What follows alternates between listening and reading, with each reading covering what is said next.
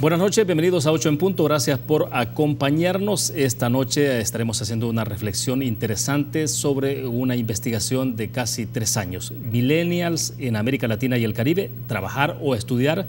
Eso último, trabajar o estudiar a modo de pregunta. Eso es lo que se plantea en este informe y queremos agradecer esta noche que nos acompaña en nuestros estudios Margarita Beneke de San Feliu, directora del Centro de Investigación y Estadísticas de la Fundación Salvadoreña para el Desarrollo Económico y Social, FUSADES. Margarita, bienvenida. Es un gusto. Buenas noches. Muchas gracias. Buenas noches y muchas gracias por invitarnos a compartir los resultados de este estudio, que la verdad ha sido un esfuerzo bien grande y bien largo y estamos ansiosos por compartir los hallazgos con todos. Sí. Perfecto, Margarita, para comenzar, entonces ese es el título, ¿no?, de la investigación, Millennials en América Latina y el Caribe, trabajar o estudiar. Sí. Quizás, Margarita, si nos ayuda un poco a... Digo, porque a veces hay un poco de discusión de quiénes son los millennials. Entonces, ¿cómo los podemos definir en términos, en un concepto, por ejemplo? Los millennials, veamos los que son los jóvenes. Nosotros así los estamos viendo, no los estamos determinando de que si nacieron de tal año a tal año. Eso sí, se habla de los 80 en adelante, etcétera, ¿no? Sí, nosotros nos vamos a concentrar en los que en el momento que hicimos el estudio tenían entre 15 y 24 años. Que sí, pueden ser que algunos de esos sí entren como puros millennials y los más jóvenes no, pero ese es el rango en el que estamos, entre los 15 y los 24 años. ¿Y por qué ese rango? Sí.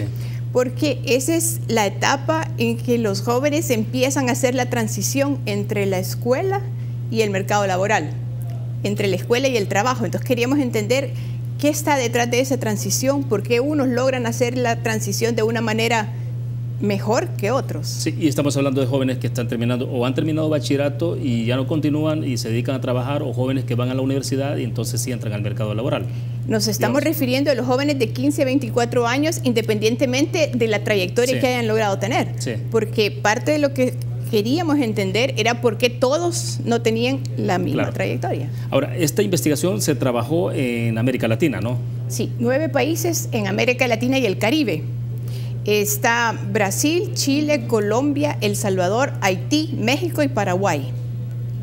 Y también Uruguay y Perú. Sí, me comentaba entonces que tardó más de 3 años, o casi 3 años. Tardó más de 3 años. Comenzamos en el 2016, poco antes, entre lo que se diseñaba el estudio, se obtenía el financiamiento, o sea, todo el proceso. Los diferentes grupos nos fuimos incorporando a diferente tiempo. Cuando nosotros comenzamos más o menos desde el principio, junto con Chile, Colombia, México, y se nos han ido uniendo. El último que se unió fue Haití. Sí. Porque empezamos a conversar y teníamos la preocupación de que habían muchos jóvenes en América Latina que ni estudiaban ni trabajaban. 20 millones se estiman de jóvenes en América Latina que ni estudian ni trabajan, los que se llaman ninis. Entonces queríamos entender por qué. ¿Qué está detrás de eso? Y entendíamos que la América Latina está pasando por este bono demográfico que tenemos, que si no lo aprovechamos ahorita, después todos esos jóvenes no van a tener una oportunidad de desarrollarse de la mejor manera. Y que el bono demográfico no es exclusivo de El Salvador, no, por ahora, es América Latina. Es América Latina. O sea, la población se está envejeciendo, pero ahorita todavía tenemos mucho más jóvenes que las personas mayores. Pero se viene reduciendo la población y dentro de unos 10, 15 años ya vamos a empezar a tener menos jóvenes que adultos. Claro, y entonces el desafío es qué hacer con esta población, con esta masa de población importante que son jóvenes y que mañana obviamente se convertirán en mayores, ¿no? Claro. Pero entonces, ¿cómo aprovechar en estas circunstancias actuales? Claro, y lo que queremos es desarrollar todo el potencial que tienen estos jóvenes, pero teníamos que entender exactamente cuáles son sus características. ¿Y qué es lo que los diferencia a estos jóvenes que pueden insertarse bien en el mercado laboral de los que no lo pueden hacer? Entonces, ¿qué los diferencia? ¿O qué eran iguales o qué los diferenciaba? Entonces, por eso empezamos a ver qué información estaba disponible en las encuestas de hogares de propósitos múltiples de los diferentes países, en diferentes estudios, y habían muchas preguntas que no tenían respuesta. Entonces, empezamos a diseñar este estudio de manera de tomar como base lo que ya se sabía. Y de ahí partir. Perfecto. Y entonces, Margarita, ¿cuáles son como los principales hallazgos que ustedes van encontrando una vez que se meten en esta investigación? Encontramos, por un lado, que los jóvenes actuales tienen mucha mejor preparación que los adultos, que sus padres. La generación joven ha logrado mayores niveles de escolaridad. pero también estamos viendo que los jóvenes tienen brechas en algunas habilidades que son importantes para el futuro, por ejemplo, en habilidades cognitivas, como las habilidades numéricas, también en habilidades como el hablar inglés, y también, por otro lado, tienen ventajas.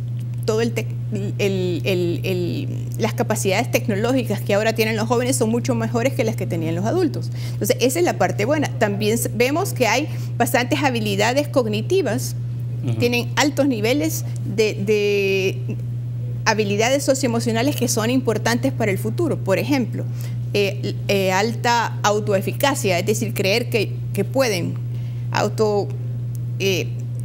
perseverancia, son cosas que son importantes en el mundo cambiante en el que estamos ahorita.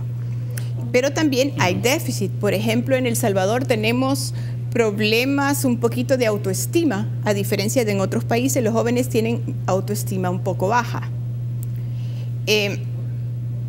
También estamos viendo que si logramos nivelar estas brechas que vemos, los jóvenes tienen un potencial bien grande para aprovechar mejor todas las oportunidades que se vienen. Ahora, solo una pregunta para cerrar este segmento.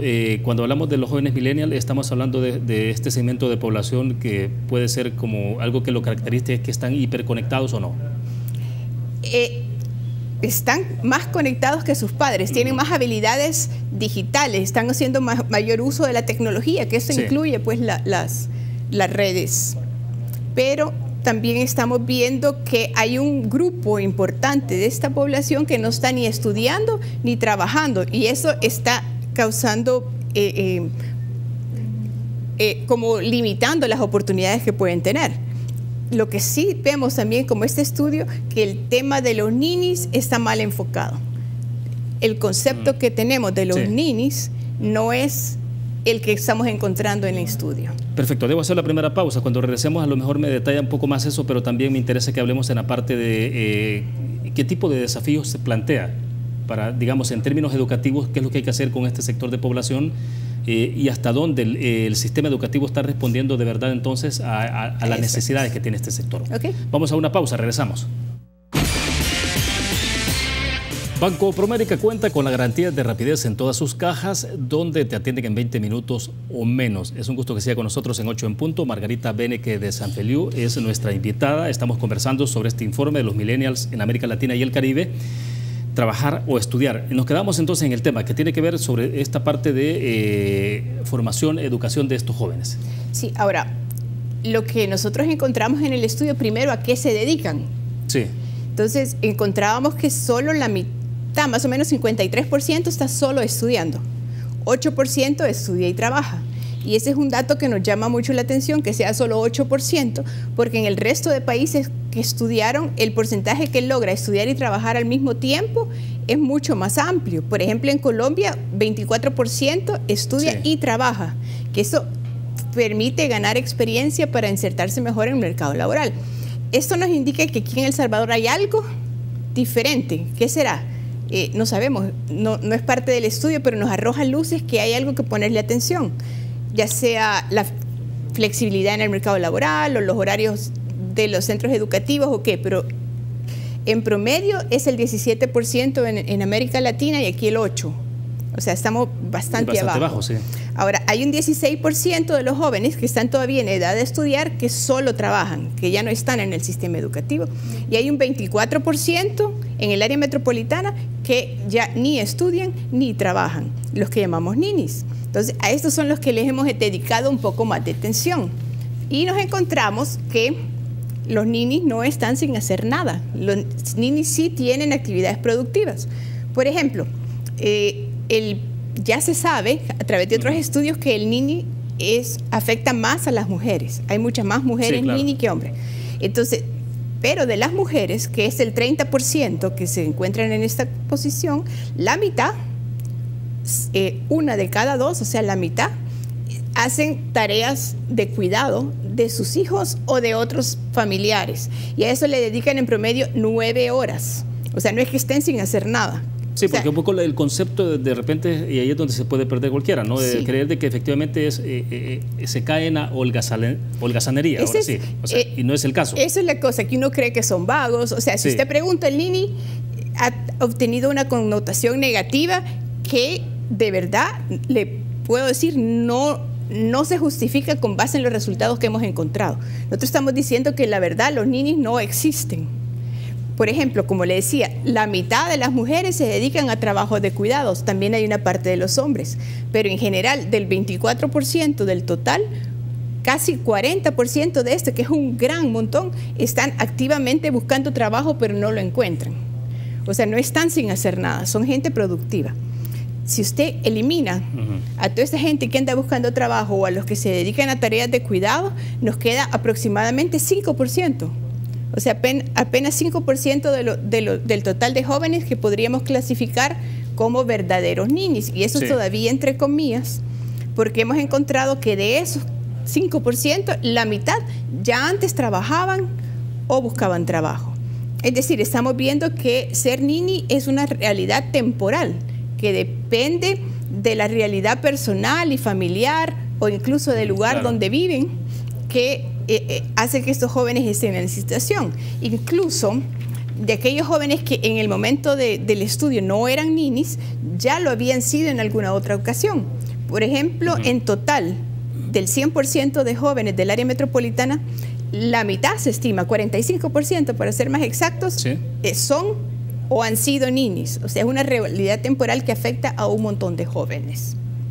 Ahora, le consultaba sobre el tema de la parte educativa, por ejemplo. Sí. ¿Qué está pasando con ellos? ¿Cómo trabajar en esa parte de cómo conciliar en términos de decir, bueno, hay que tomar a estos jóvenes millennials, hay que formarlos, hay que prepararlos y luego, pues sí, el tema es que también se pueden quedar solo con la educación, pero ¿qué pasa después de eso con el trabajo? Aquí hay dos cosas, los que han podido continuar sus estudios y los que no. Entonces, primero estamos encontrando que hay que ampliar el acceso a la formación de los jóvenes. Hay muchos que no completan el bachillerato y otros no acceden a la educación superior. Entonces, primero hay que ver por qué. Y estamos viendo que uno de los factores claves que inciden más en que esto es el tema de la maternidad y la paternidad temprana. Por otro lado, también de los que sí logran estudiar y mantenerse, vemos que hay un gran déficit en la calidad de la enseñanza de las matemáticas y las ciencias. Esto lo vemos reflejado en las pruebas de la PAES, por ejemplo. Exactamente, sí. Pero también en el estudio nosotros que hicimos una encuesta a 1.400 jóvenes en el área metropolitana, 15.000 en todas las áreas metropolitanas que estudiamos. Se les pasó una prueba sencilla. Se les pidió que dividieran una cantidad de dinero algo grande, pero terminadas en 0, entre 5, entre tus 5 amigos. Y solamente aquí en El Salvador, más o menos el 40% logró hacerlo. Y ese es un promedio parecido también en el resto. O sea, hay un gran déficit de las matemáticas. Y si estamos hablando que en el futuro, ahorita, pero más que nada en el futuro, se van a necesitar más habilidades matemáticas, ciencia, tecnología, ingeniería, estamos formando jóvenes que no tienen las habilidades que van a requerir. Claro. Ahora, ¿esto qué obliga entonces? ¿Hacer un replanteamiento, una revisión de la currícula educativa? ¿Por dónde habría que comenzar? Digo, usted me aclaraba, ¿no?, que esto no es parte del estudio, pero bueno, le da luces. Sí. Pero entonces, si hubiera que tomar recomendaciones, ¿por dónde habría que entrar? Dos cosas. Primero, habría que revisar la calidad, cómo mejoramos la calidad de la enseñanza. O sea, en general, pero en particular de las matemáticas y la ciencia. Claro. Y dentro de las matemáticas hay que reconocer que hay un déficit más grande entre las niñas que entre los varones. Y eso, los estudios recientes, no pero otros estudios recientes han demostrado que es cuando son pequeños, los niños y las niñas tienen las mismas habilidades y se creen igual de capaces en matemáticas y en ciencia, pero a medida van creciendo, en la manera en que nos han estado socializando a los varones y las niñas, esa brecha se va abriendo. Y eso explica también por qué una vez en el mercado laboral las mujeres se van por otras carreras menos técnicas, menos ingenierías, menos técnicas, y ahí hay una brecha bien importante. Y en el futuro va a ser muy importante de cerrar esas brechas de habilidades numéricas para todos, porque todos están deficitarios, pero más en las niñas. Y tenemos que comenzar desde temprano a levantar ese nivel para que a la hora de tomar decisiones sobre qué carreras, o sea, qué ocupación, también accedan a esas que son de más futuro y mejor remuneradas. Perfecto. Debo hacer otra pausa. Cuando regresemos, me interesa que veamos la parte esta de un poco cómo están los jóvenes entonces en todo este tema que tiene que ver con la situación de violencia en las comunidades, jóvenes que pueden tener condiciones económicas para estudiar pero no lo hacen, o aquellos que aspiran a estudiar pero tampoco lo pueden hacer porque hay una situación de violencia en sus comunidades. Vamos a una pausa, regresamos. Es un gusto que siga con nosotros en 8 en punto. Margarita Beneke de San Feliu es nuestra invitada. A ver, nos quedamos entonces, estábamos hablando del tema de los millennials, la parte de educación sobre los ninis. Esta parte de la educación sí a mí me interesa de manera particular porque creo que, y le decíamos, conversábamos en la pausa, ¿no? De cómo, por ejemplo, en el tema de PAES, cómo en algunas regiones en el país salen con mejores evaluaciones, le decía el Departamento de la Unión y otros más, pero que tienen una evaluación excelente a veces en calificaciones en PAES, en matemáticas, por ejemplo. Pero ¿qué es lo que se puede ir haciendo como para poder avanzar en este tema y que entonces efectivamente los millennials puedan tener otras oportunidades, Margarita? Hay 3 grupos de recomendaciones que podríamos hacer. Uno es ampliar el acceso a la formación. Hemos visto en el estudio que los llamados o mal llamados ninis no son diferentes de los demás jóvenes que trabajan. La diferencia es que unos han tenido más oportunidades que otros. Pero lo que sí son diferentes son los que han podido seguir estudiando y los que no han podido seguir estudiando. Y los que no han podido seguir estudiando, entre ese grupo están los ninis. ¿Cómo hacemos para ampliarlo? Vemos que necesitamos ampliar la cobertura en el número de aulas, en el número de plazas más allá de tercer ciclo. Por ejemplo, empiezan a caer la cosa. También los que ya están fuera del sistema, ¿cómo lo hacemos que regresen? Hay modalidades flexibles. ¿Cómo hacemos para que los jóvenes conozcan que existen esas oportunidades? También ampliar la opción a que tengan más formación vocacional en aquellas áreas que el mercado demanda en acceso. Después, el segundo grupo de recomendaciones viene en ampliar la calidad y la pertinencia, que aquí viene con lo que hablábamos de mejorar la calidad en la matemática y la ciencia. Y eso toma hasta por mejorar la manera en cómo se enseña la matemática, cómo se enseña la ciencia desde muy pequeños. Pero también cómo vinculamos lo que se está enseñando a lo que se requiere en el mercado laboral, la pertinencia de lo que se enseña.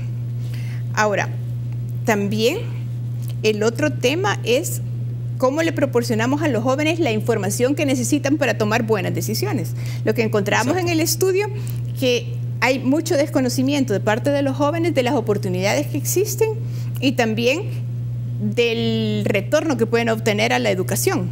Por ejemplo, se les preguntaba a los jóvenes que nos dijeran cuánto creía que podía ganar una persona que tuviera educación superior técnica, de esas de 3 años. Exacto. Y había una brecha. En promedio los jóvenes pensaban que podían ganar como $120 menos. O sea, hay un gran desconocimiento de los retornos que pueden tomar. Muchos jóvenes dicen que salen... Esa parte es interesante, es decir, no entender de que a más educación hay las posibilidades de que se pueda tener la posibilidad de un mejor empleo, efectivamente. Claro, y hay una subvaloración de la educación técnica. O sea, los jóvenes aspiran de una vez a la universidad y dicen, 5 años yo no lo voy a poder financiar, muy largo, entonces se desestimulan. Y muchos dicen... Entonces descuidan de alguna forma la posibilidad que tienen de desarrollo vocacional con una carrera técnica. Desconocen que la opción de una carrera superior técnica es una buena opción para seguirse desarrollando. Hay una gran subvaloración de la educación superior, parte de la educación universitaria también, pero la brecha es mucho menor. Hay una gran brecha entre lo que los jóvenes piensan que pueden ganar con lo que de verdad el mercado les está pagando a las personas que tienen una educación técnica. Ahora, ¿esto pasaría por qué? ¿Por generar un poco más de información para los jóvenes? Información. Entonces, no sé, estoy pensando, campaña quizás puede ser hasta lo más básico, pero quizás otro tipo de medidas que se pueden adoptar. Hay programas de orientación vocacional en las escuelas, pero más que nada en bachillerato. nosotros sugeriríamos empezarla un poco más temprano, porque al finalizar 9º grado muchos desertan de la escuela.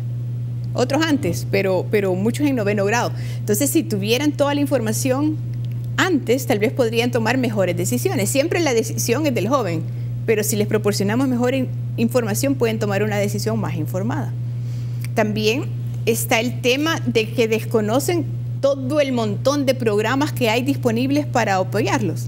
Por ejemplo, se les preguntó si conocían sobre estas modalidades flexibles que permiten completar el bachillerato, sobre los programas que hace INSAFORP, sobre los del Jóvenes con Todo, y muchos jóvenes que no están estudiando, que no han terminado el bachillerato, que podrían beneficiarse de esto, desconocen que existen esos programas y que están disponibles para ellos. Entonces, hay un juego de intervenciones que son de bajo costo, que simplemente demos información. Informémosles a los jóvenes qué es lo que está disponible. Sí, porque lo más difícil en algún momento, me imagino, es que existe el programa. Y aquí estamos hablando que existen los programas, pero no los conocen. No los conocen. También sí. Ahí, aparte de darles información, es proporcionarles el acceso. Por ejemplo, mucho se ha hablado y eso se ha venido hablando en diferentes ámbitos de las necesidades de apoyar a las mujeres en sus labores de cuidado, en las políticas de cuidados para que puedan tener un apoyo y ellas puedan tener tiempo para seguir estudiando y seguir trabajando. Pero también no solo es eso, sino que la orientación. Decíamos que una de las limitaciones era la maternidad y la paternidad temprana. Sí. Ahora, la encuesta que hicimos exploró este tema y lo que nos llamó la atención y nos sorprendió aquí y en los demás países, que hay un grupo de estos jóvenes que sí abandonan la escuela, pero no fue por el embarazo. O sea, fue más que nada por las uniones tempranas. Ven las uniones tempranas como un plan de vida, como una opción para su vida. Entonces creemos que si a estas, más que nada mujeres, se les da orientación de lo que puede ser en el futuro, sí. Las carreras que están disponibles para ellas, las diferentes oportunidades, si se les da información, tal vez pueden tomar una decisión más informada y pueden ver que hay otras opciones más allá de las uniones tempranas. Perfecto. Te voy a hacer la última pausa comercial, Margarita, cuando regresemos este tema de un poco los entornos sí. donde viven los jóvenes, los millennials. ¿Qué implicaciones tiene, sobre todo la situación de violencia, cómo afecta este tema de la territorialidad y ahí sí la influencia de las pandillas? Vamos a una pausa, regresamos. Bien, estamos al cierre de 8 en punto. A ver, entonces, el tema de la violencia sí tiene una implicación fuerte en el caso de los millennials, pero no es exclusivo el tema de violencia. A ver si nos explica eso. Sí. Nosotros partimos de que queríamos encontrar la relación que había entre los ninis y la inseguridad. Sí. Así partimos en el estudio. Nuestra concepción era quizás que íbamos a encontrar esa relación que creemos y que todo el mundo tiene en la mente, que los ninis son un problema social. Es más, cuando usted pone en Google, pone los ninis son, le dice, un problema social. Entonces, así partimos nosotros y lo que encontramos fue todo lo contrario, que son los problemas sociales los que están generando ninis. Por ejemplo, usando GPS, porque todas las encuestas las teníamos con GPS, logramos ver que habían grupos que se nos concentraban, ninis, en algunas zonas que son reconocidas por tener alta actividad de pandillas. Entonces decíamos, ahí está, encontramos la relación. Pero no, es al revés. Nosotros encontramos que la inseguridad es lo que nos está generando que los jóvenes no tengan oportunidad de continuar en la escuela o encontrar trabajo. Por ejemplo, del 36% de los jóvenes de 15 y 17 años que no están estudiando nos dijeron que no iban a la escuela porque no podían accederla por razones de seguridad. Ya sea porque no pueden llegar, está en la escuela que le tocaría ir en una zona contraria a la de la pandilla de donde ellos son y no pueden. También, a la hora de encontrar trabajo también, nos dicen, no pueden llegar a ese empleo que tienen disponible porque está en otra zona o porque es muy noche y ya no van a poder llegar, que en la noche no llega el transporte hasta ahí, entonces no pueden, entonces los limita también.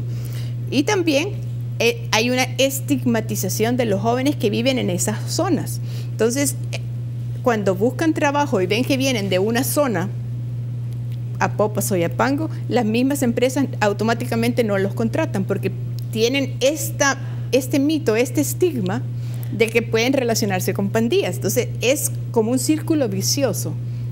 Falta de oportunidades que se genera por ese estigma que hay que ver cómo lo resolvemos. La estigmatización. Por otro lado, la inseguridad también está afectando el clima de inversión. Entonces las empresas invierten menos, hay menos generación de empleo. Sí. Entonces hay menos empleo para los jóvenes. Los jóvenes, al no acceder a una escuela porque no pueden terminar por ese problema, no completan el bachillerato, que es un requisito para la escuela. Entonces es un círculo vicioso. Estamos encontrando que la relación es a la inversa. La inseguridad contribuye a que haya ninis, a quitarle la oportunidad a los jóvenes. Ahora, Margarita, después de este informe, ¿qué viene o qué es lo que queda? Por ejemplo, esto, porque el asunto es cómo arribar todo esto, por ejemplo, en el tema de las políticas públicas. Esa sería un poco la idea, pero ¿de qué manera? Bueno, ahorita estamos, por ejemplo, en elecciones en el país.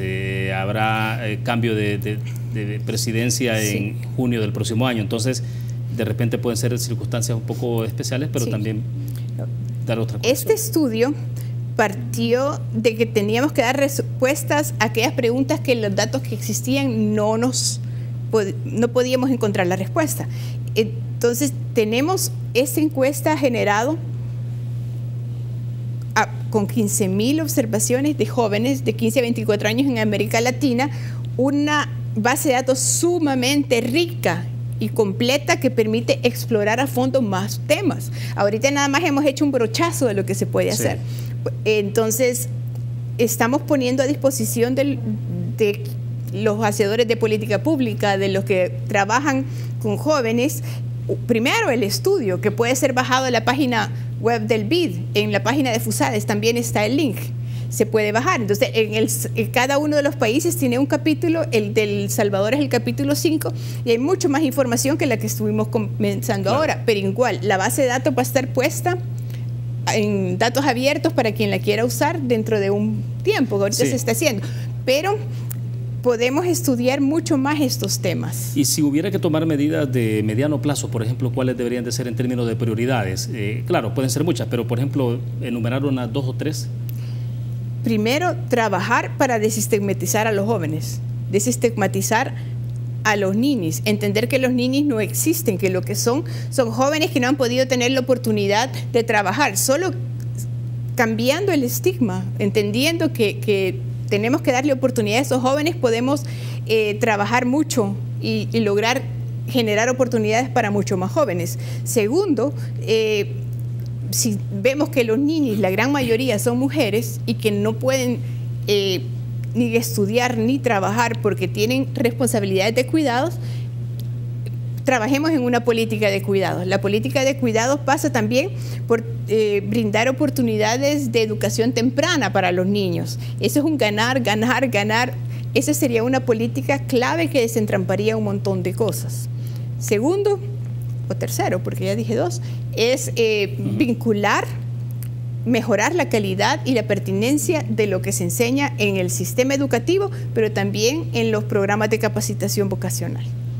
Y entonces decíamos, toda la parte de cómo conecta el tema de academia también con la demanda del mercado laboral. Vincular la oferta educativa con el mercado laboral. El vínculo entre el sistema educativo y la empresa privada es muy importante y es ahorita en este momento un poco débil. Sí, y solo quisiera reiterar, a ver, en el tema de educación, insisto en la pregunta que le hice en algún momento, ¿es un cambio curricular o una transformación en el sistema o de qué estamos hablando? Estamos hablando que hay que mejorar la calidad por un lado, porque puede ser que los contenidos estén bien pero no están enseñados de la mejor manera.